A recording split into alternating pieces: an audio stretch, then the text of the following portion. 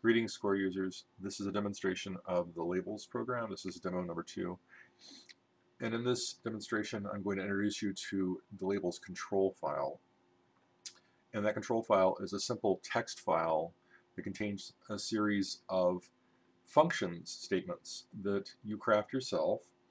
And those statements indicate what kind of labels you want to have in the margins of your full scores, the kinds of bar lines you want to have in the margins, and also the bar lines within the systems of the score itself. It also contains information on queuing and transposition and that kind of thing. Once you create a control file, you can reuse it for other projects, often with just a few simple modifications. But you will need a distinct control file for each project, typically, if your projects vary and the kinds of instruments that are being used from score to score, which is typically the case.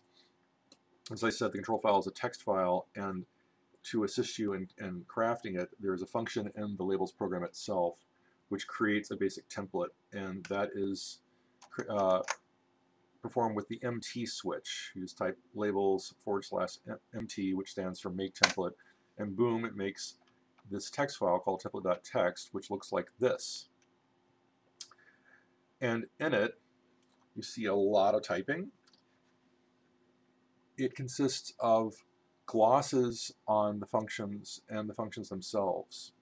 And all the lines here are preceded by the apostrophe, which functions as a remark character, so that if you were to feed this into the labels program, it would ignore these lines and only process the lines that you have stated that do not begin with the apostrophe. So here is a function, alias, and it has two parameters, A and B. This is very much akin to the parametric structure of the score program, where you have parameters defining various items. And in fact, the way score works, the reason they're called parameters is they're parameters to a function that realizes the graphic in question. Well, these are parameters to the function that does a particular thing for you in labels, and there's the alias function. Here's one that's called make label, and it makes the label that goes on the margin itself. And here I've been playing around with some values before I began recording this video, so there's some things in there already. But here you have parameters that run from A through K, and below are glosses on each of the parameters. And here's one called alt make label that has to do with an alternative make label to the one that for the main group. Register is another one. There's a long gloss on it.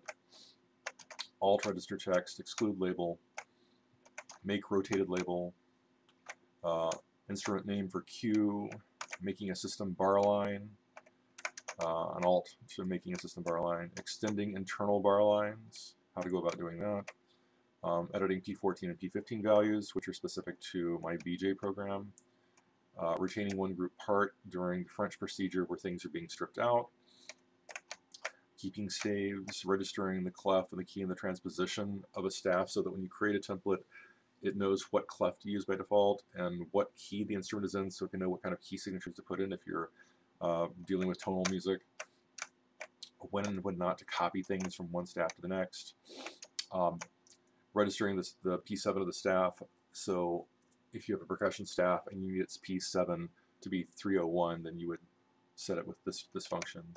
Copying parts and deleting parts, which is all relevant to the creation of an extraction score.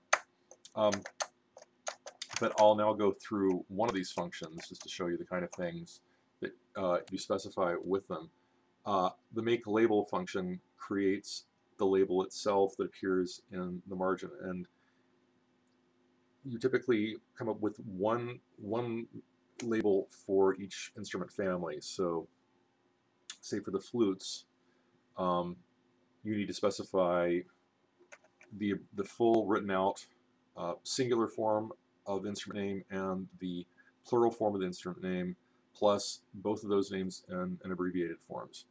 And here, parameters C through F are those parameters. That's where you actually state the text. C is the short singular instrument name, FL period in this case. D is the short plural instrument name, FLS. E is the long singular instrument name, which is flute written down in full. And then F is the long plural instrument name, flutes.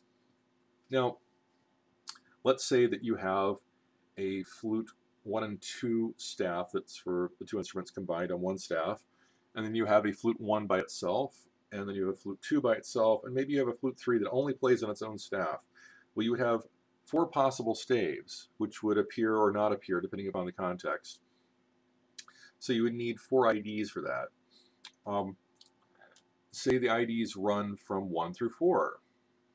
Well, then the A parameter would be 1, and the B parameter would be 4.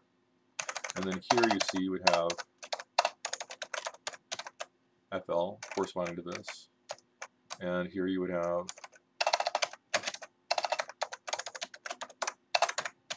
corresponding to that, and so on.